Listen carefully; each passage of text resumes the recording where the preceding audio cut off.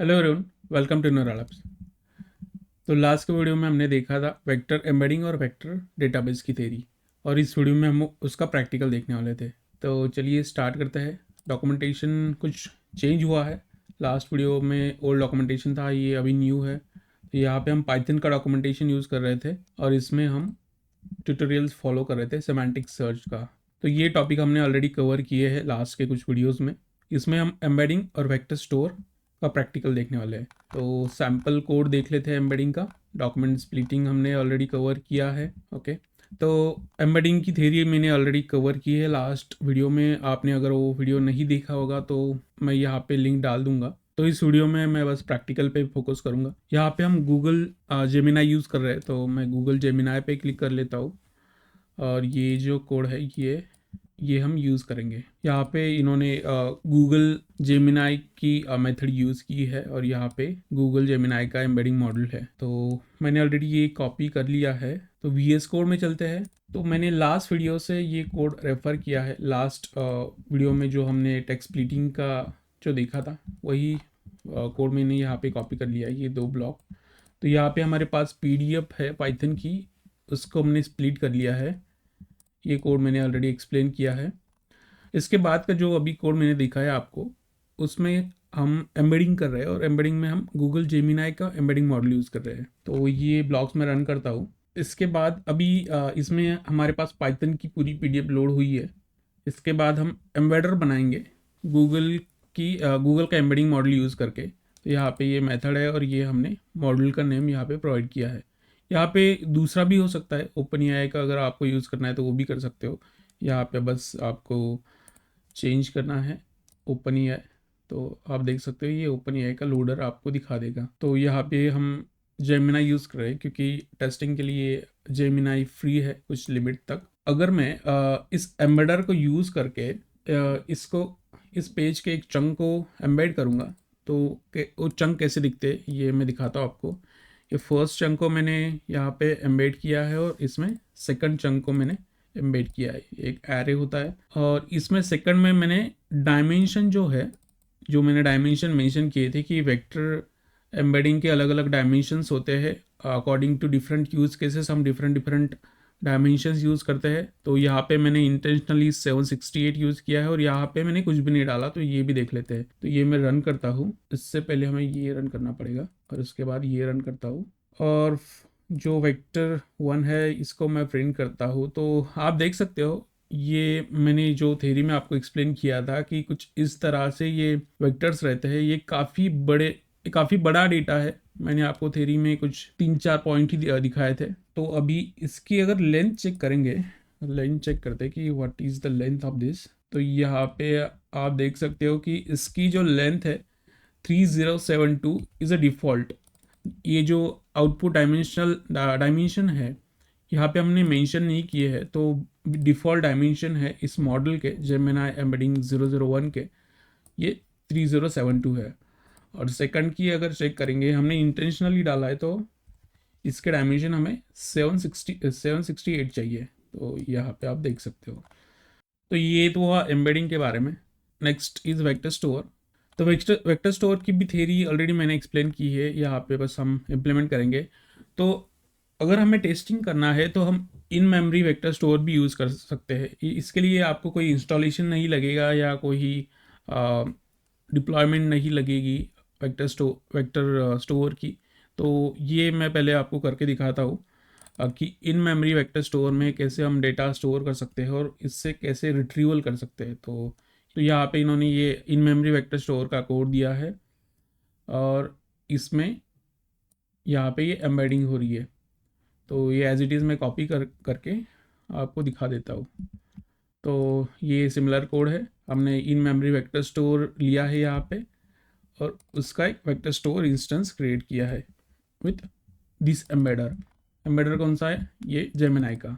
तो हमें इसको एम्बेडर प्रोवाइड करना पड़ता है क्योंकि जब हम वेक्टर स्टोर में कुछ डॉक्यूमेंट एम्बेड करते हैं तो उसके लिए एम्बेडर लगता है। तो हमने यहाँ पे जेमिनाई का यूज़ किया है एम्बेडर। तो यहाँ पे मैं की डॉक्यूमेंट एम्बेड करने की ट्राई करता हूँ 100 चंक। मे बी ये एरर थ्रो कर सकता है क्योंकि ये फ्री के लिए कुछ लिमिट होती है, फिर भी मैं ट्राई करता हूँ I think it is working. तो इस ऑल चंक ये ऑल स्प्लिट जो हमने बनाया था यहाँ पे, इसमें पाइथन की ये पीडीएफ हमने स्प्लिट की है और उसके 100 चंक हमने इसमें एम्बेड कर दिया। अभी ये इन मेमोरी वेक्टर स्टोर है तो आपको ये दिखेगा नहीं कि कैसा है, लेकिन नेक्स्ट स्टेप में हम क्वाड्रेंट को अप करेंगे डॉकर में और उसमें आपको पता चल जाएगा कि वेक्टर स्टोर दिखता कैसा है। तो ये एम्बेडिंग हुई है यहाँ पे, और एम्बेडिंग होने के बाद ये आईडीज रिटर्न करता है। तो आईडी का भी, आईडी किस लिए चाहिए, जब हमें कोई डॉक्यूमेंट चंक डिलीट करना है तो हम आईडी का यूज़ करते हैं। तो यहाँ पे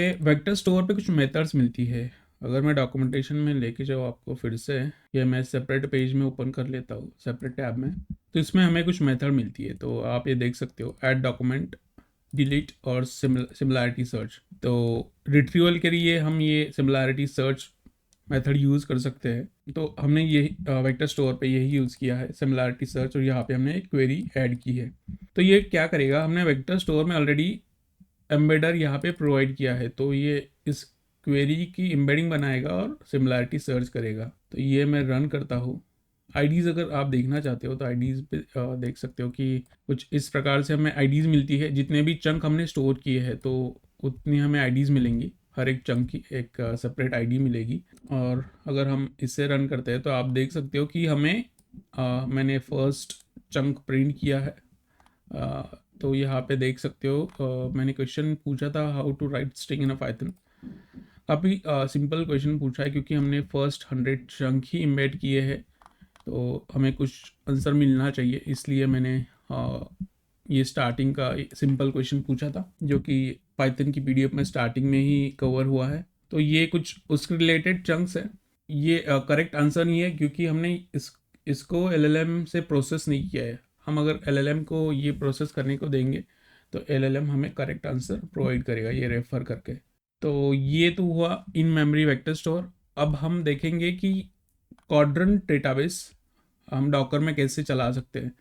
तो उसके लिए मैंने एक आर्टिकल लिखा है, उसको हम रेफ़र करेंगे। अगर आपको डॉकर नहीं आता तो कोई टेंशन नहीं, आपको बस ये कुछ लाइन का कोड ही चाहिए डॉकर अप करने के लिए। इसके लिए आपको डॉकर आपके सिस्टम में इंस्टॉल होना चाहिए। तो सबसे पहले आप डॉकर इंस्टॉल कर लो और उसके बाद हम डॉकर कमांड चलाएंगे। तो मैं यहाँ पे आर्टिकल को रेफ़र करूँगा। ये आर्टिकल की लिंक मैं डिस्क्रिप्शन में डाल दूँगा। यहाँ पे मैंने कवर किया है स्टार्ट क्वाड्रेंट डॉकर, तो हम ये कॉपी कर लेंगे एज इट इज़। तो ये डॉकर इसके क्वाड्रेंट के डॉक्यूमेंटेशन में भी मिल जाएगा आपको कि डॉकर पे कैसे रन करना है। अगर आप क्वाड्रेंट का डॉक्यूमेंटेशन सर्च करोगे तो एज इट इज़ ये मैंने यहाँ पे इस फाइल में डाल दिया है। तो ये फाइल का नेम ये कन्वेंशन है, आप कोई भी यूज़ कर सकते हो, बस .m या YML होनी चाहिए फाइल। और रीनेमिंग कन्वेंशन है जो हमें हमारा कोड रीडेबल बनाता है, हमारा कोड बेस रीडेबल बनाता है।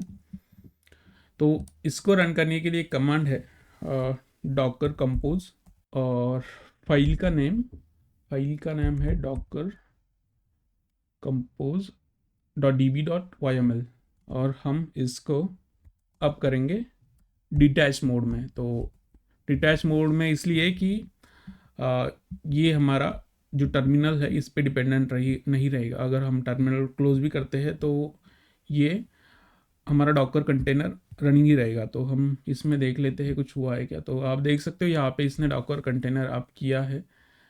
अगर मैं इसको ओपन करता हूँ तो यहाँ पे आपको ये डैशबोर्ड की लिंक मिल जाएगी। तो आप अगर डैशबोर्ड के लिंक पे जाओगे तो आपको ये क्वाड्रेंट का UI यहाँ पे दिखेगा। तो यहाँ पे आपको कलेक्शन पे क्लिक करना है। अभी तो एक भी कलेक्शन नहीं है, आप यहाँ से भी डायरेक्टली कलेक्शन बना सकते हो और कोड से भी बना सकते हो। तो हम कोड से बनाएंगे। उसके लिए ये मैं क्लोज़ कर देता हूँ। उसके लिए आपको ये क्वाड्रेंट का ये पैकेज इंस्टॉल करना है, इसका डॉक्यूमेंटेशन भी दिखा देता हूँ आपको। तो यहाँ पे लास्ट में अगर जाओगे तो यहाँ पे क्वाड्रेंट का आपको डॉक्यूमेंटेशन मिल जाएगा। तो हमें ये इंस्टॉल करना है और ये कोड हम यूज़ करेंगे। तो VS कोड में चलते हैं। तो ये सिमिलर कोड मैंने यूज़ किया है। यहाँ पे बस डिफरेंस इतना है कि इन्होंने क्वाड्रेंट क्लाइंट मेमोरी लिया है और हमने यहाँ पे डॉकर की लिंक डाली है। तो यहाँ पे हम डायरेक्टली ऐसे URL में भी लिंक डाल सकते हैं और ऐसे भी ये वर्क हो जाता है।